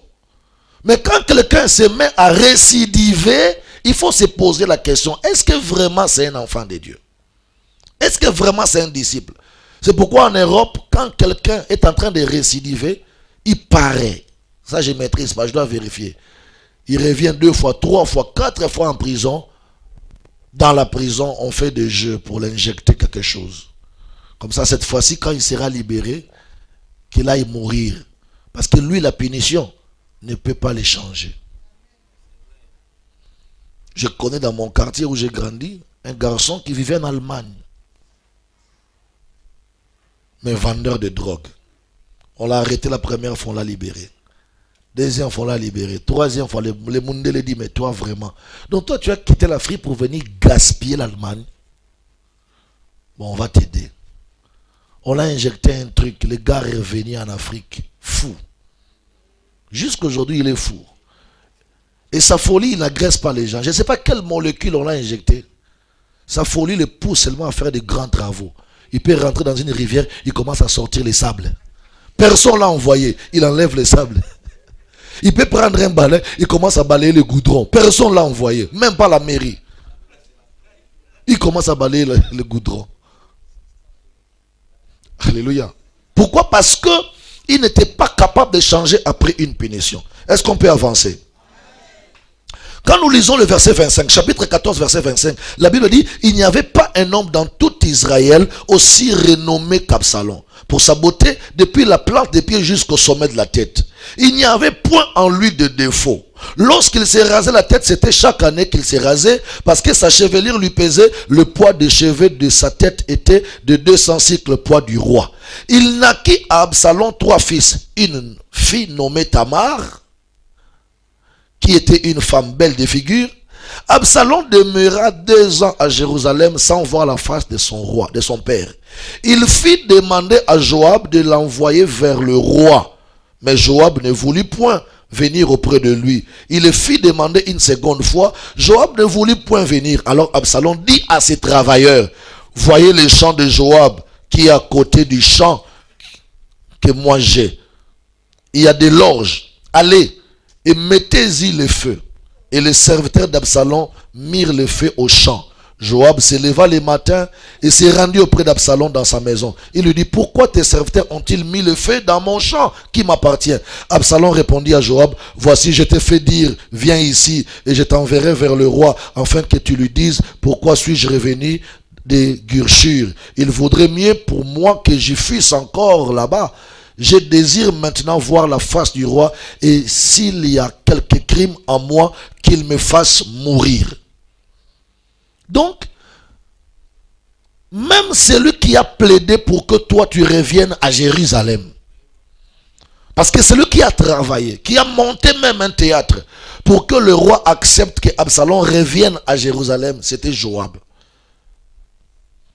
2 ans après des punitions, il voulait aller voir son père parce que son père ne les recevait pas. Et il savait que c'est Joab qui est le général de papa. Quand Joab parle, papa va écouter. Il envoie les gens, allez dire à Joab qu'ils viennent ici. Joab dit, je ne viendrai pas, toi tu es un enfant. Moi je suis le général de ton père. Il envoie la deuxième fois les gens. Dites à Joab de venir ici. Joab dit, je ne viens pas. La troisième fois, il dit, appelez-moi Joab ici. Joab dit, je ne viens pas. Maintenant, pour pousser Joab à venir de force dans la maison d'Absalom, il dit à ses travailleurs, Absalom dit à ses travailleurs, allez dans le champ qui est à côté du mien. C'est le champ d'Absalom. De Joab, pardon. Le champ qui est à côté du mien, c'est le champ d'Absalom. Mettez le feu là-bas. Comme ça, quand il apprendra qu'il y a un incendie, il viendra me chercher. Le quatrième signe d'un mauvais fils, c'est un agent destructeur. Un mauvais disciple, c'est un destructeur. Ici, je parle de la destruction matérielle. Quelqu'un qui dit qu'il est disciple, mais il n'a pas de respect pour les choses de Dieu. Quelqu'un qui dit qu'il est disciple, il n'a pas de respect pour les choses de l'église. On t'appelle disciple, mais tu voles le micro à l'église. On t'appelle disciple, mais tu fais rentrer des fausses factures au bureau de l'évêque. On t'appelle disciple, mais tu prends les chaises de l'église, tu fais louer sans dire aux gens. On t'appelle disciple, tu prends le matériel de l'église, tu amènes ça. Tu prends la caisse claire, tu prends le piano, tu donnes ça aux gens sans demander aux responsables. Ça, c'est un esprit de destruction. Alléluia. Oh, si Absalom pouvait comprendre que le champ était sacré parce que c'était l'alimentation de tout un peuple, pourquoi il va aller mettre le feu dans le champ de Joab? Et qui est Joab pour Absalom? C'est celui qui le défend, c'est celui qui plaide sa cause auprès du roi. Mais il y a des gens qui sont tellement mauvais dans les choses de Dieu jusqu'à devenir ingrats même en face des gens qui défendent leur cause. Alléluia. Ne sois pas un destructeur dans le royaume de Dieu. Alléluia. Ne sois pas celui qui détruit. Absalom dit à ses serviteurs, voyez les champs de Joab à côté du mien, il y a des loges, allez, mettez-y le feu. Et les serviteurs d'Absalom mirent le feu. Au verset 31, on nous dit, Joab s'éleva et s'est rendu auprès d'Absalom dans la maison. Il lui dit, pourquoi tes serviteurs ont-ils mis le feu au champ qui m'appartient? Absalom répondit, voici, je t'ai fait dire, viens ici 3 fois. Tu n'as pas voulu venir, voilà pourquoi j'ai demandé qu'on mette le feu dans ton champ. Alors il dit à Joab, Absalom dit à Joab, je voulais que tu m'amènes chez le roi parce que j'ai des choses à lui dire. Et quand je serai en face de lui, je vais lui dire qu'il fallait me laisser là où j'étais en exil.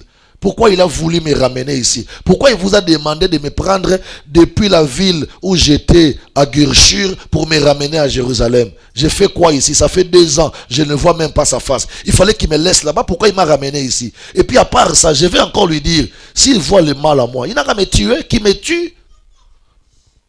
Donc le 5e signe mauvais en Absalom, c'est qu'il croyait qu'il est irremplaçable dans la vie de David. Voilà. Donc Absalom se disait qu'il est irremplaçable. Personne ne peut prendre sa place dans le cœur de David. Comment il peut dire à David, bon, si tu penses que je suis mauvais et qu'il y a des crimes à moi, alors tue-moi. Tue-moi, que je meure. C'est comme ça qu'il y a des frères, des disciples qui se comportent comme ça à l'église. Il y a des gens qui se comportent comme ça dans le royaume de Dieu. Il dit aux responsables, bon, si vous ne voulez pas de moi dans ce groupe, dites-moi, je vais changer de groupe. Mais si vous pensez que j'ai de mauvaises choses à moi, dites-moi, je vais vous laisser travailler, moi je vais aller à l'écart. Et quand il dit ça, il est en train de faire un chantage. Il se dit qu'à part lui, il n'y aura pas personne. Frère, la Bible déclare, Dieu a encore 7000 personnes qui n'ont pas fléchi les genoux devant Baal. Dans la réserve de Dieu, il y a des bons prédicateurs, il y a des bons modérateurs, il y a des bons intercesseurs, il y a des bons protocoles, il y a des bons gagneurs d'âme, il y a même des bons apôtres. Vous savez, je vais vous dire une chose, tout le monde dans la vie, surtout dans le royaume de Dieu, est remplaçable. Personne n'est égal à toi, mais personne ne peut amener quelque chose que toi tu n'avais pas et les gens vont s'accrocher à lui plus qu'à toi. Je vais vous parler d'un grand pasteur que nous tous, nous admirons, nous le jeune prédicateur. c'est le docteur Paul Yonggi. Le docteur Yonggi était à un moment indisposé. Je crois qu'il était un peu malade. On l'a demandé d'aller se faire soigner. C'est un enseignant extraordinaire, c'est papa. Son église, c'est en Corée. Corée du Nord, je crois. Du Sud. Il prêche là-bas. Il paraît que c'est la plus grande église du monde. Cette église, son assemblée. Et pendant un moment, le médecin lui a dit qu'il faut te reposer parce que le corps demande un peu de repos. Tu as beaucoup travaillé. Si tu continues comme ça, tu risques de mourir et puis tu vas laisser le ministère. Maintenant, regarde. On l'amène dans une chambre où il devrait suivre les soins. Toute sa préoccupation, il se disait, mais qui va prêcher après moi là-bas? Qui va enseigner? En tout cas, tel que j'ai connu l'église là, vraiment les dimanches là, s'il venait et qu'il trouvait que je ne suis pas là, quelqu'un d'autre va enseigner à ma place, est-ce que le dimanche prochain, les gens viendront encore? C'était ça sa préoccupation. Il croyait qu'à part lui, personne ne peut bien prêcher, personne ne peut bien enseigner. Mais vous savez ce que Dieu a fait? Lui-même est en train de témoigner. Il dit, c'est après moi que le Seigneur a commencé à utiliser d'autres frères puissamment dans l'enseignement, à telle enseigne que mes propres fidèles commençaient à me dire, papa, tu n'as qu'à te reposer un peu pour la santé. Nous, en tout cas, ça va. Là-bas, l'église va bien. Il était confus de savoir que ses fidèles pouvaient aussi aimer les enseignements des autres. Donc même si tu es le prédicateur principal à l'église, ne te dis pas que le jour où tu ne seras pas là, il n'y aura pas de prédication. C'est faux. Peut-être ton style, il n'y en aura plus. Mais il y aura un autre style que les gens vont aimer. Et puis le royaume va continuer. Et ça, c'est valable dans tous les domaines. Que vous soyez choriste, que vous soyez intercesseur, que vous soyez protocole. Ne te dis pas qu'après moi ici, il n'y a rien. Non, après toi, il y a quelque chose. Et c'est comme ça que Dieu nous confond, nous les conducteurs des assemblées. Tu dis, mais vraiment ces enfants-là, qu'est-ce qu'ils vont faire après moi? Qu'est-ce qu'ils vont dire? Mais tu apprendras qu'ils ont fait des prouesses, qu'ils ont avancé, qu'ils ont fait des choses. Même quand tu es absent, tu es confondu. Bien aimé, si on ne croit pas qu'après nous, il peut y avoir des relèveurs, alors pourquoi nous travaillons? Si tu ne penses pas que les enfants que tu as mis au monde, demain ils te tiendront la main, ils vont te nourrir aussi, pourquoi tu les as mis au monde? Il dit, Absalom dit à son père, il dit à Joab, il faut m'amener chez papa. Maintenant, si papa croit que j'ai des crimes à moi, il n'a qu'à me tuer. Ça, c'est un chantage. Il se disait que papa David, tel qu'il est là, il ne pourra pas me tuer. Il n'aura pas un fils qui va remplacer à ma place. Mais il ne savait pas qu'après sa mort un jour, il y a un jeune homme qui s'appellera Salomon, qui viendra les remplacer valablement. Vous savez, Absalom avait la beauté seulement, mais Salomon avait et la beauté, et l'argent, et la sagesse, et l'intelligence. Bien aimé, Dieu n'a pas fini seulement avec toi. La liste des gens que Dieu veut utiliser dans le royaume ne s'arrête pas à ton nom. Après toi, il y a des gens que Dieu va utiliser.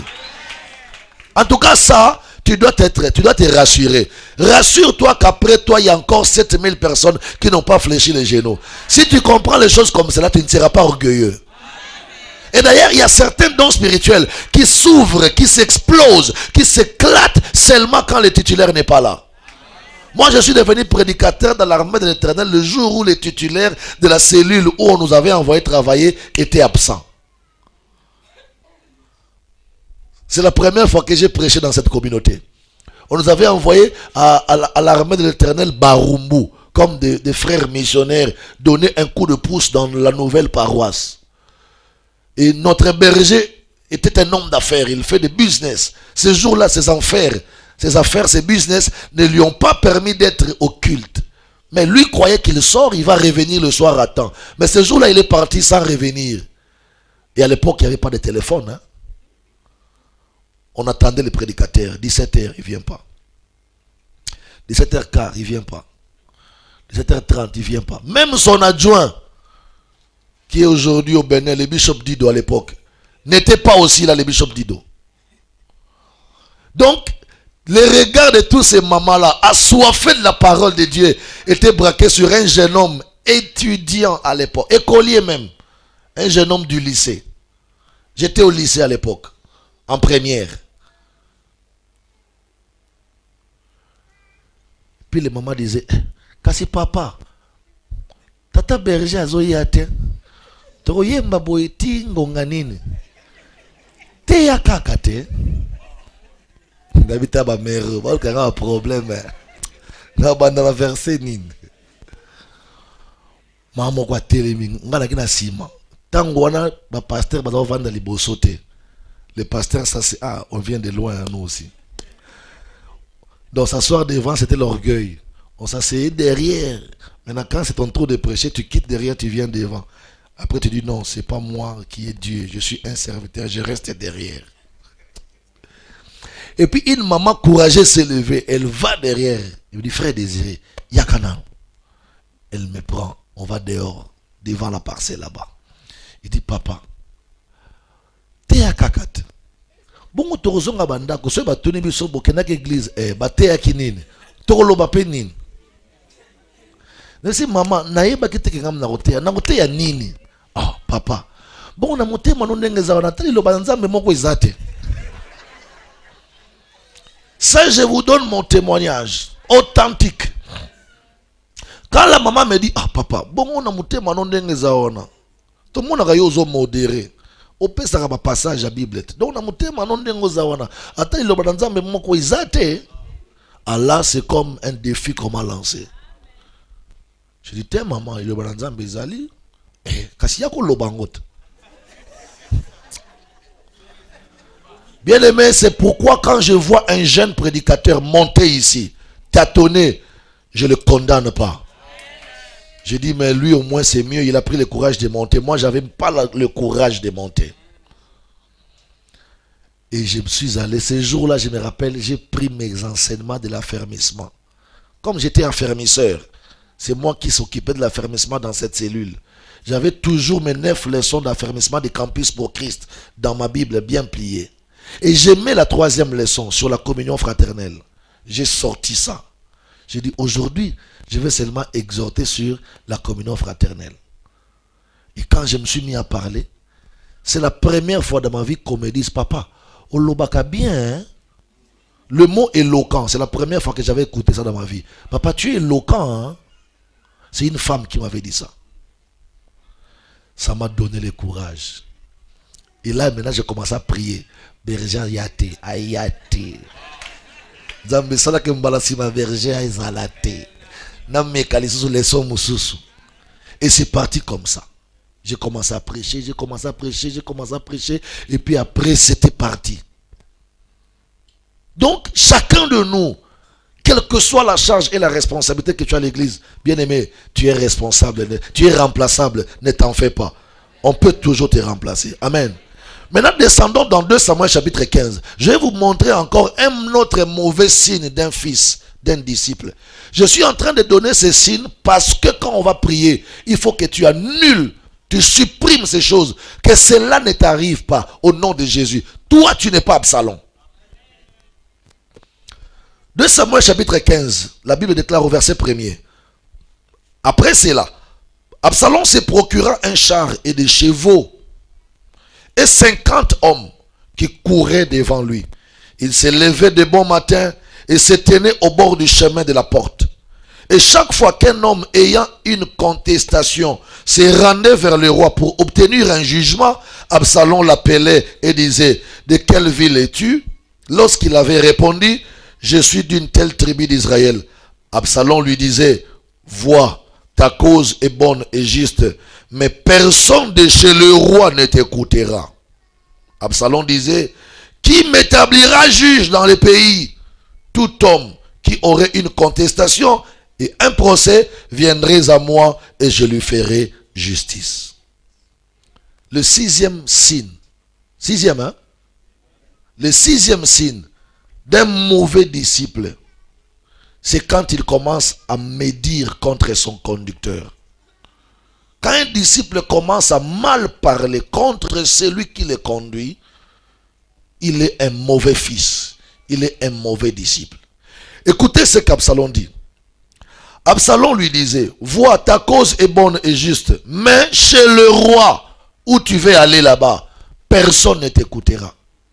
Donc, il prend 50 gardes-du-corps qu'il a enrôlés, il achète des chevaux avec un char, il monte dessus, il va se placer, il va garer juste sur le chemin qui amène au palais royal.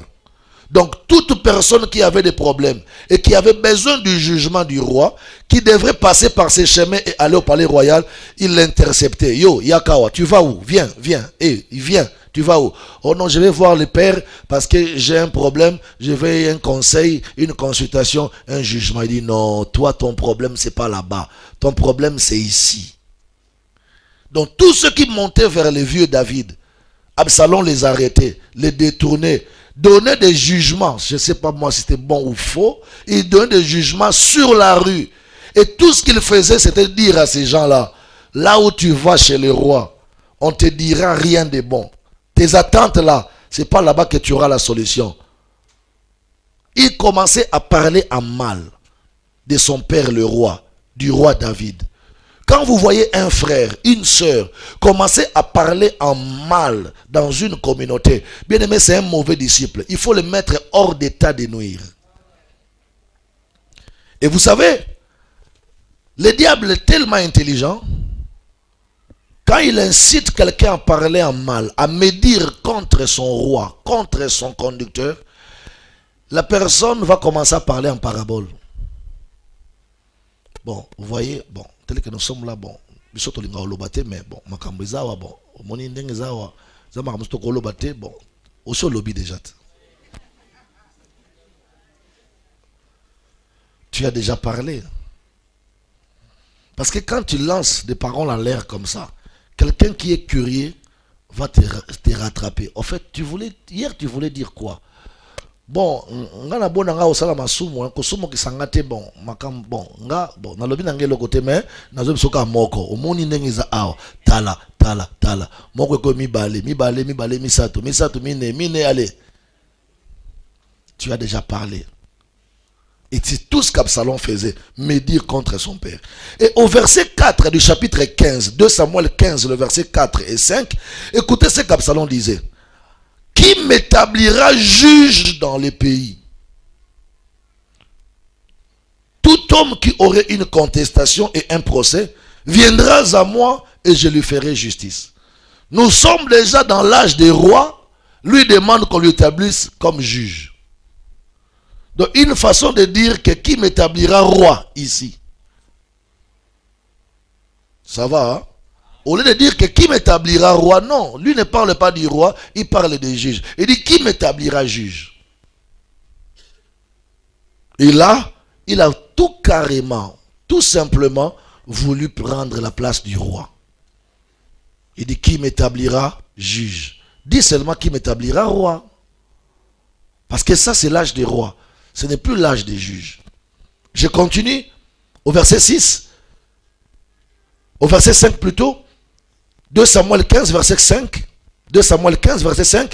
Et quand quelqu'un s'approchait pour se prosterner devant lui, il tendait la main et le saisissait et l'embrassait.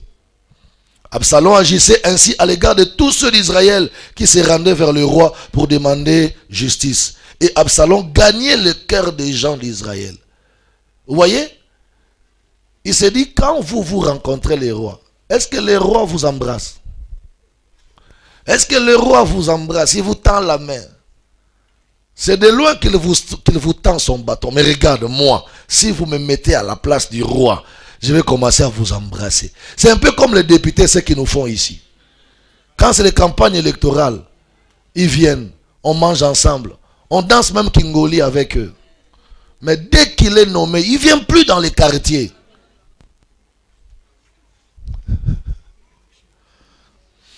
Donc Absalom faisait une gentillesse exagérée pour montrer aux gens de cette époque-là que moi je vous aime, je vous embrasse, et cette chose le roi ne l'a jamais fait. Amen. Au verset 7, on dit, au bout de 40 années, écoute, donc après 40 ans, Absalom continue toujours cette même entreprise de faire du mal aux gens. La Bible déclare au verset 7, au bout de 40 ans, Absalom dit au roi maintenant, permets que j'aille à Hébron pour accomplir un vœu que j'ai fait à l'Éternel, car ton serviteur a fait un vœu pendant que je demeurais à Gurshur en exil en Syrie. J'ai dit, si l'Éternel me ramène à Jérusalem, je servirai l'Éternel. Le roi lui dit, oh, mais si c'est pour un vœu pour l'Éternel, va en paix. Et Absalom s'éleva et partit pour Hébron. Absalom envoya des espions dans toutes les tribus d'Israël pour dire, quand vous entendrez le son de la trompette, vous direz, Absalom règne à Hébron. Donc, il n'est pas allé à Hébron pour faire un vœu. Il est allé à Hébron parce que c'est là-bas qu'on installait, qu'on intronisait le roi d'Israël. David a été intronisé roi à Hébron. C'est pourquoi lui aussi veut aller au même endroit pour se faire roi à la place de David. Et la Bible déclare, je vais continuer ici pour dire, au verset 11, 200 hommes de Jérusalem qui avaient été invités accompagnèrent Absalom. Et ils le firent en toute simplicité sans rien savoir. Donc il a influencé des gens. 200 personnes à monter avec lui à Hébron. Ces gens ne savaient pas quelle chose, quel but, quel objectif, quelle raison pour lesquelles ils montaient là-bas à Hébron. Or David savait que j'amène ces 200 personnes parce que c'est eux qui vont crier que David règne à Hébron. Mais ces gens-là ne savaient pas le jeu que David faisait. Le septième signe, le septième signe d'un mauvais disciple, c'est quand il commence à influencer les peuples contre son père. Quand un disciple commence à monter des entreprises pour influencer les peuples de son père, contre son maître, c'est un mauvais disciple. Un jour, nous sommes allés dans un atelier de construction de baffles avec le pasteur John et le frère Toms. Nous avons amené les baffles de l'église pour qu'on les répare. Pendant que nous étions en train de réparer les baffles, le pasteur John était dehors, le frère Toms aussi dehors. Moi, j'étais dans leur salle d'attente ou bureau, je ne sais pas. Un des techniciens qui travaillait, il passe à côté de moi, il dit, mais pasta. Ba misala oyo lio telemaka yo moko oyaka awa eza bien te zo numéro nanga benganga na ya osala ngo na église na ya bongisa ba bafle ngo na église. Moi je suis venu parce que je connais les propriétaires de cette entreprise de réparation de baffles. En fait, c'est sa technicité que moi j'ai suivi. Et lui t'a engagé, tu travailles chez lui. Moi je suis son client. Donc tu veux détourner les clients de ton patron. Papa, yo, okoyaka toza moto munene quand même. O monde va flatter bala. Papa, yo za moto munene. Okoyaka na baba flete.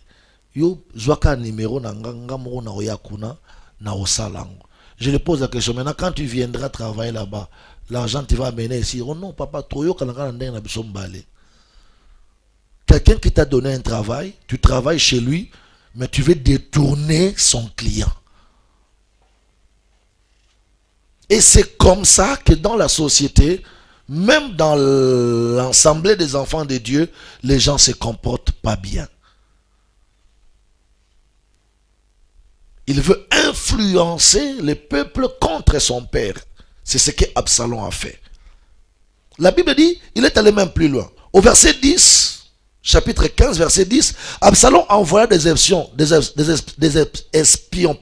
Il envoie des espions dans toutes les tribus d'Israël pour dire, quand vous entendrez le son de la trompette, vous direz, Absalom règne à Hébron.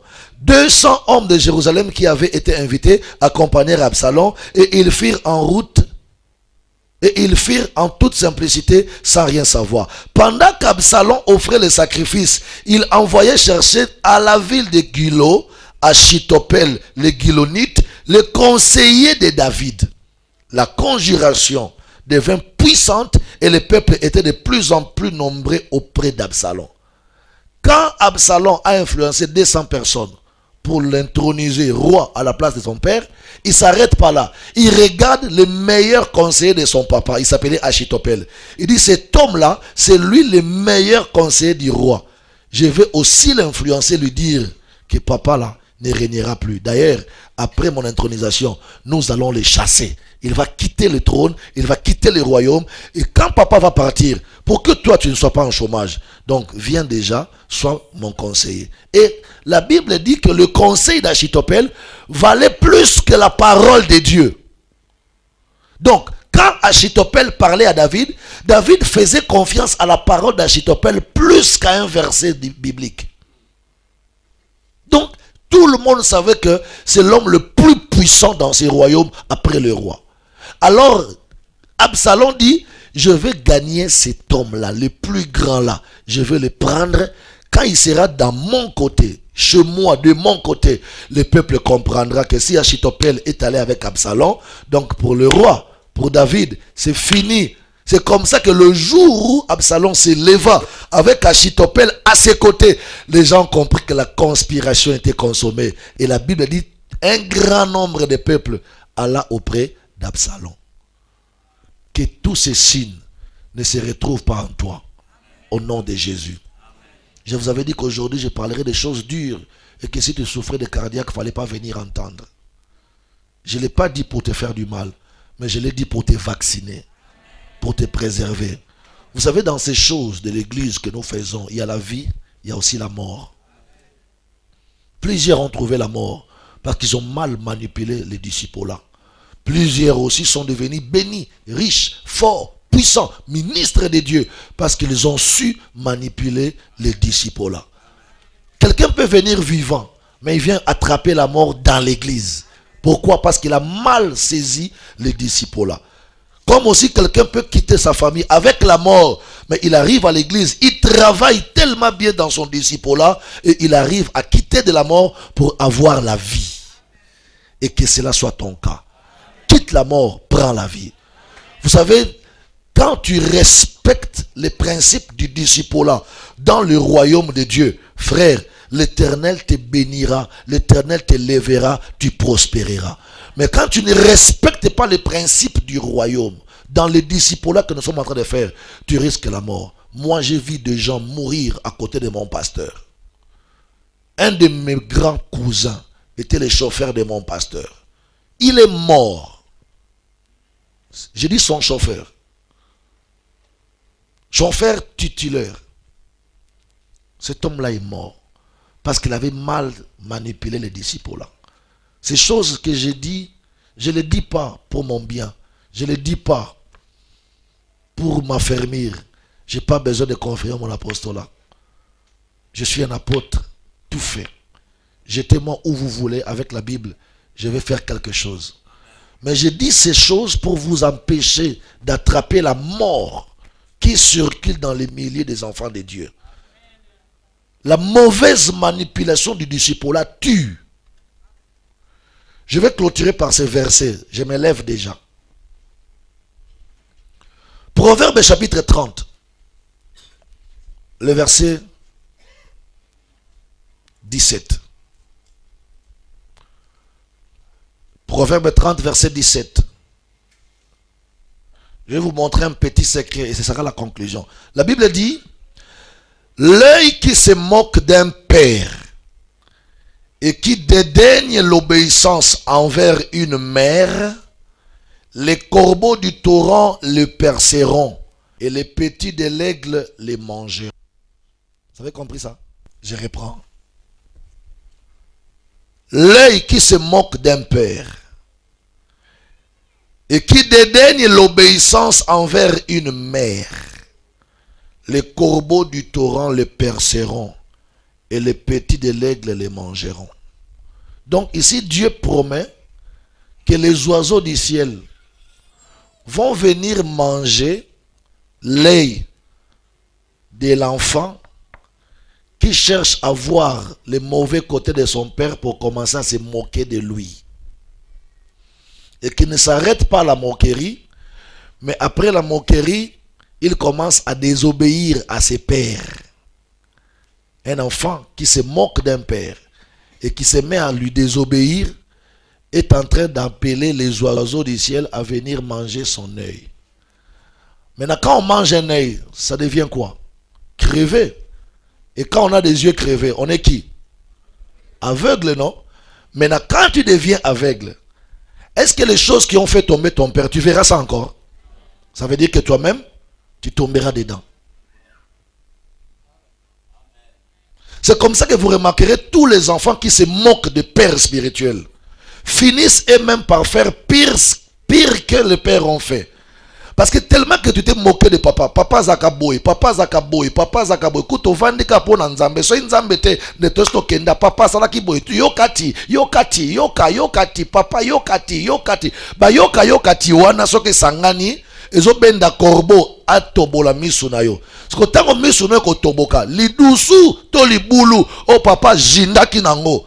Yo komona ngo soute po miso sali boni etoboka. Donc mabulu nyonso ya mboka o ezindisaki papa na yo eko jindisa pe yo.